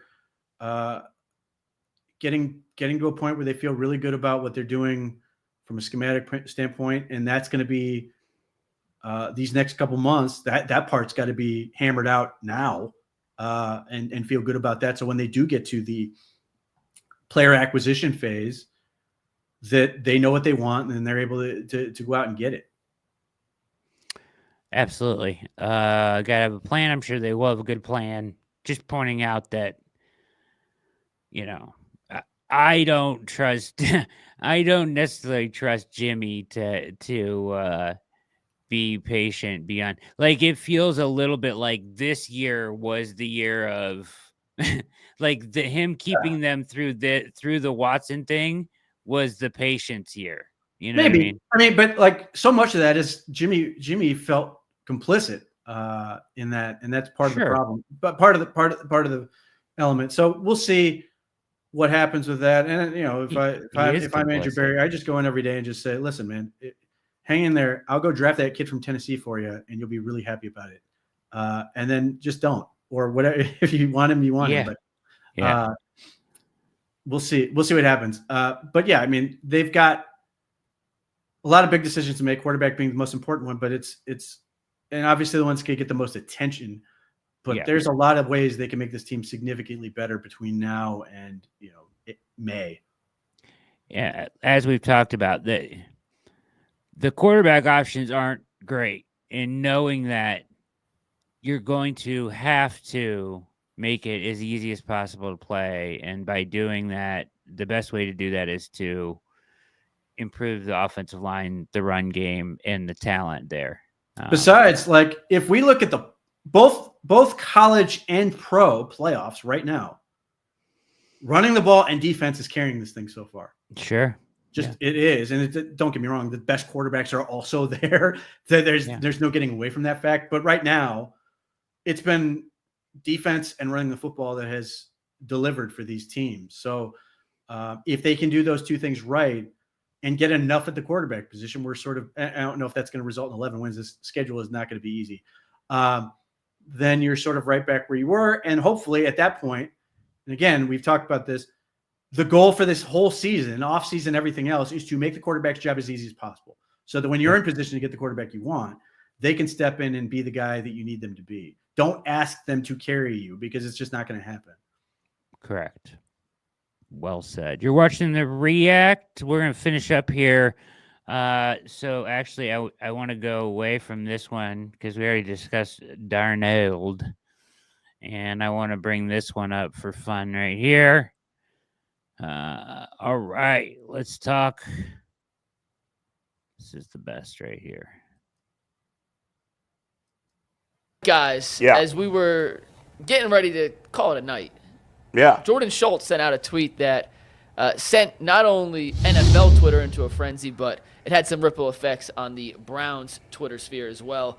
Jordan Schultz tweeted, sources, Cowboys owner Jerry Jones has spoken with Colorado head coach Dion Sanders about the team's head coaching vacancy, and discussions are expected to continue regarding the possibility of him becoming the next head coach in Dallas. Coach Prime is considered a top candidate, and if that were to happen, and understand this entire conversation we're about to have is based on a hypothetical if Dion were to go to Dallas, there's a good chance Shedeur Sanders would make his way to the Dallas Cowboys as well. Dion would find some way to ensure he's coaching his son. And if that were to be the case, Dak Prescott could be on the move. Bull, Dak Prescott is a quarterback you had circled in hypothetical worlds for the last 2 off seasons as a target for the Cleveland Browns, who would be an upgrade over their current situation.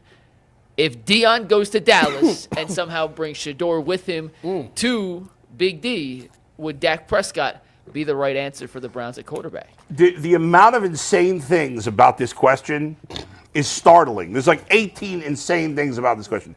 Number one, and if I'm wrong, so be it. Does anybody see a world where Jerry Jones and Dion Sanders could coexist? Yes. I don't. I actually do. I agree.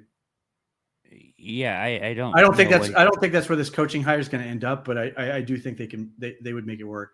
Yeah.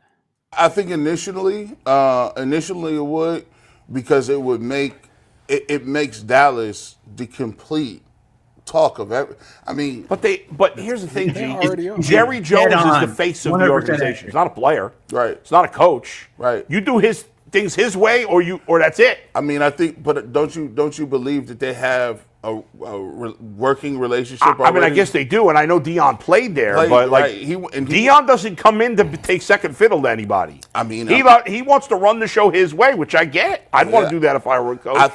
Maybe when you get rid of Mike McCarthy, I mean, can they just go to some milquetoast coach? Is that what you're going? You're going to get? Who are you going to hire? Like Ben Johnson. Who? Ben Johnson. Why would he take the Cowboys? Because you got Dak and CD Lamb. I know, but are you guys worried about Dak? I love Dak, but he had a bad year and then he got hurt. He's 31. You the same dude that sat there last season I and said, love Dak. we should trade for Dak Prescott. Well, here's the thing now. You did. The Browns can't trade for Dak Prescott. I don't know what the hell I was talking about. Nah, they really can't. The Browns already, I know we talked with our guy. Jack Duffin. Oh, I forgot his name for a second. Jack, thank you. Oh, Jack Duffin. He talked about, and he kind of said what you and I have said a lot is like, as long as you're willing to keep pay, then the cap doesn't matter that much. That's a $60 million cap hit. You can't have a 200. You can't have a cap hit of over $100 million for just two quarterbacks. 106. So I mean, it's not. You can't have that. Plus, if they trade him, there's a cap hit, there's dead cap hit for Dallas of over $100 million. They can't trade Dak Prescott. That's crazy. They even got a dead cap hit for trading him. If they trade him, they would have a dead cap hit of over. I'm not sure the exact amount because there's like a lot conflicting between 115 reports. and 150. Isn't there a way around it though? No, well, he'd have to sign a new contract that sort of alleviates these cap issues. Here now, there is also the matter of a no trade clause that's in the mix there as well. The Browns actually could afford this theoretically. If you're willing to pay $40 million for Sam Darnold, you could theoretically afford the $40 million salary for Dak Prescott. But it's not going to happen. Dak can't be moved. I don't think the Browns are going to be in that high of a market for a quarterback. So there's a lot of things to cover with this. One, Jerry Jones screwed up in terms of how he fired Mike McCarthy in terms of the timing of it. What do you mean? Non-renewed, however you want to put it. Because of the timing of when they non-renewed Mike McCarthy, they missed the window to interview all the coordinators in the playoffs. And now they have to wait for everybody to get out of the playoffs, and anyone they want to talk to out of the playoffs before they can talk to them again. So what do you have in the meantime? The one guy you can talk to theoretically is Dion Sanders because he's a college coach. He has no attachment to them. You can interview him. What does Dion Sanders do for the Cowboys? He satisfies the Rooney Rule. He makes the biggest headline possible, which is a big deal to Jerry Jones, which is why I'm sure they said he's a top candidate. Everybody's talking about the Dallas Cowboys. He cannot help himself. He's forever going to be that guy. Now, if they were to hire Dion Sanders, Shedeur is not the one I'm looking at to trade in terms of a Dallas Cowboys Cleveland Browns trade. It's Travis Hunter at that point. They can trade up and give up all kinds of draft assets to go get his two-way guy, his other son that he likes to talk about. That's the only way that makes sense. Now, do I think that this thing is legitimate? I guess it could be. I think ultimately it's more likely that Dion's going to use this to help himself at Colorado and potentially get another pay raise out of this, in addition to just it's good to have him in the headlines in sort of building his brand. He's very conscious of this, again, as are the Cowboys. So it's mutually beneficial to sort of have this interview. But like literally the Cowboys can't do anything else. So they're filling dead air by talking to one of the guys they have the ability to talk to, unless they want to talk to somebody with the Vikings now. But at the time of this interview, that game was going on. So they had no one else to talk to. But if that were the case, Dak Prescott's not going anywhere. So it'd be Travis Hunter. Now, the fact that Dak Prescott's not going anywhere may be another reason that I don't think Dion's going to end up there. Because for whatever reason, he keeps telling people that he wants to coach his kids wherever he goes. And this is where, look, all coaches to some element are this level of ego and this level of self-aggrandizement and this level of I'm going to negotiate the best deal for me. But Dion, and he's definitely not the first person to say this. I mean, God told him to go to Jackson State for 2 years, evidently. And then he goes to Colorado. I'm going to put down roots. And then weirdly did not do a whole lot of recruiting and was doing largely the transfer portal until the quarterback they got has come in there. So if he is true to his word, he wants to go coach his kids in the NFL, then yeah, it's probably a team like the Raiders. And there's a world where that can make sense. Now, the second he is hired, Brady would hire him. I just can't. He reported like they know each other. They are. I don't know if they're tight, but they are sure acquaintance enough that Tom Brady has worked with Shedeur. And allegedly, Tom Brady likes Shedeur. So if I'm not saying that they're going to hire him for that reason, but that's where you could sort of connect the dots. The problem is if you are any team that hires Deion Sanders, who is openly saying, I want to go get my kid, you have lost all the leverage in the world of trading up. And the Browns are sitting there going, man, I love this. The Raiders hire Deion Sanders and they go, oh my God. So all the draft picks, all of them, we'll take all the draft picks. If you want to throw in Max Crosby, we'll take him too. You put yourself in an insane position. Now, the other part of this whole thing that makes me very interested, when the other question sort of was raised in my mind, in a world where Dion is hired by the Cowboys, he has talked all about how he's going to have a real role in going around and privately meeting with teams and laying down the law relative to Travis Hunter, and you have to have a plan for him going both ways, and Shedeur's got to go to X, Y, and Z. Well, if he's the head coach of the Dallas Cowboys, all the other teams could be like, yeah, go ahead and get out. We don't care. And that's a weird dynamic, and I don't know how that plays out either, which is why another reason I don't think it's going to happen. Well, I think he thinks – I don't think he's right, but I think he thinks one way he can control that is by becoming head coach and acquiring those guys. Yeah, I mean, but he can't get them all. He can get Shiloh after the draft. He can pick him up easily. Yeah, but ain't nobody drafting him. Unless, of course, the Raiders, unless he's hired, and then they will. You never know in the second round, maybe. Despite the fact the kid's like 25 and not good. But he can't get, whatever he's head coach of, he can't get both Shedeur and Travis Hunter unless some weird world Shedeur slides way farther than he wants him to, and he'd still have to maneuver to get Travis Hunter and would lose those assets. So it would be choosing one or the other. And if he should choose Travis in that scenario, but whatever. It's just the whole thing is very convoluted, and I don't see how it's going to work out. But this is one of those things where historically, if you look at Dion's sort of track record, he'll do something and then try to figure it out later, which has gotten him in trouble at points, whether it was running a prep school in Texas or a training Prime U as a training academy and some of the other things he's done, where he may mean well and think he can pull this thing off. And then there are people who are dealt real harm in the background. That doesn't make him necessarily a bad guy, but there are some bad results. Yeah. I don't know how they would handle the Prescott thing. Like you said, it would be very difficult. I'm not ruling out that Jerry is crazy enough to hire Dion. I think he has a problem. And this is the other reason I think he screwed up with Mike McCarthy, because right now, as I look around the candidates that he could hire for the head coaching job, my immediate thought he should interview Mike McCarthy, because like that's the coach with the most credibility out there theoretically, given that he's a Super Bowl winner and everything else.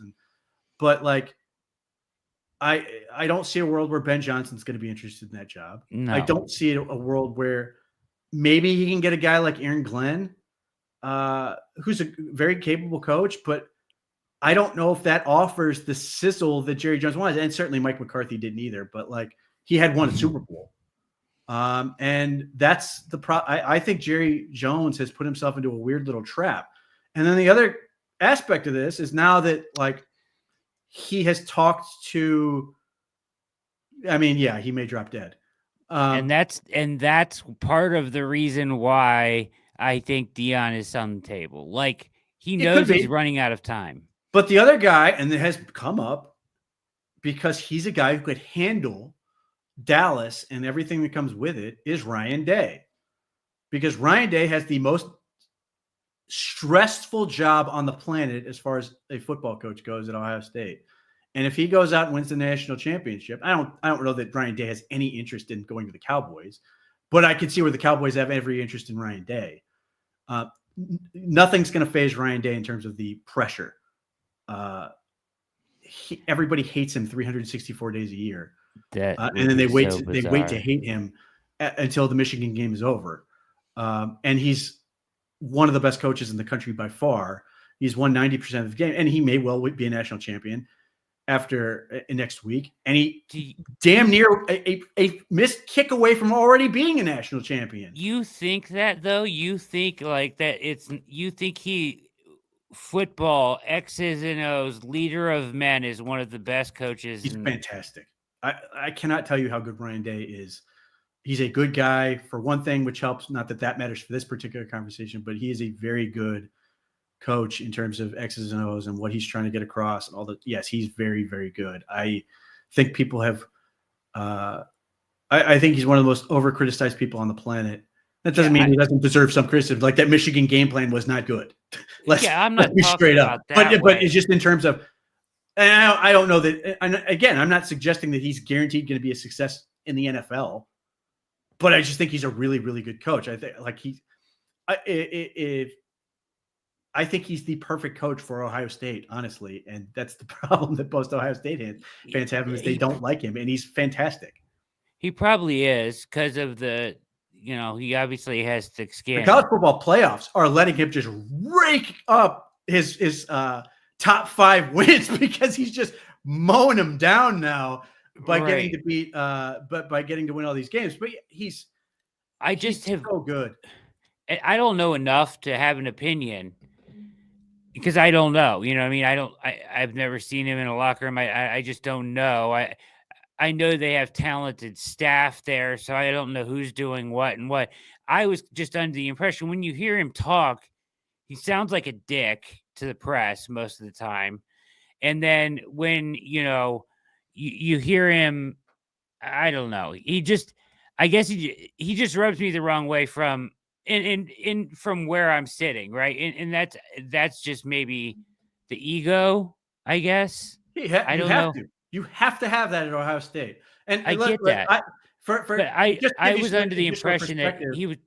I've heard him do any number of clinic talks as well. Okay. And he communicates largely the same way, but like it's very clear how prepared he is. It's very clear how much he understands what the challenge is in front of him and how to get there. Like that's the stuff that stands out to me with him. He's legit, but don't get me wrong. I mean, if I wasn't inclined to like him, if Ryan Day hadn't coached 2 kids I've coached, if I didn't live in the state of Ohio and have, a fondness for Ohio State, I'd hate him. Just because of the way he carries himself. I understand why everybody hates him, but he's a damn good football coach. Yeah, that's what I didn't know because there is a way in college football now, and we've seen it before, where you can just be really good at recruiting and like a really good politician and people person and leader and not be that great at football, but just have the staff and the resources and still win. No, he's good. And I relate him to the dude at Indiana, Signetti, like who I love for that program and I love for college football in general, being a character. But if you're not on his side, you probably hate him because of how he carries himself. Now, I liked him. No, I mean, I'm agnostic on him in general, but I mean, like, Yeah. if you're the people who hated Indiana for being in the playoff and all this stuff, you probably hate him. You probably hate that he's an arrogant prick. And remember how many people were fired up for Ohio State to beat Indiana because of that guy, going to the lengths of the newspaper on the scoreboard and all those other things. I love that for college football. I think he's phenomenal because I think he brings juice to the game. It's same reason I always enjoyed Baker Mayfield. If he's not on your side, you probably hate him. He's got that sort of Bill Laimbeer feel where if he's on your team, you love him. If he's any other team, you want to kill him. Yeah. Good point. All right, let's wrap things up here tonight on the React, right up against 2 hours. Thank you guys for watching tonight. Big news day. Lawsuits. Tommy Rees hired 32-year-old OC to backstop the full Stefanski movement that we're talking about. Hey, that I envision coming this year. But any parting words here, Pete? Well, sign up to the newsletter because that's always a good idea. But listen, subscribe. If you have been a subscriber, you already know since the moment the season ended, we've had you on top of everything. From the Browns' perspective, faster than anyone else has had it. Everybody else is looking at us and playing catch up. If you are a subscriber, tell a friend. If you're not, you would have found out where this OC thing was headed decent ways back. Some of the potential options and some of the other elements in terms of quarterback and some of those things between asking the insiders and stuff, and Lane Adkins and Brad Stanbrook have done a good job with that stuff, keeping you guys up to speed. But, for the people who pay attention to the OBR, you can sort of see the juice, which is going. And if you're not part of it, you should be. Absolutely. Yeah, the IBR, we're crushing it, according to MC Lawrence.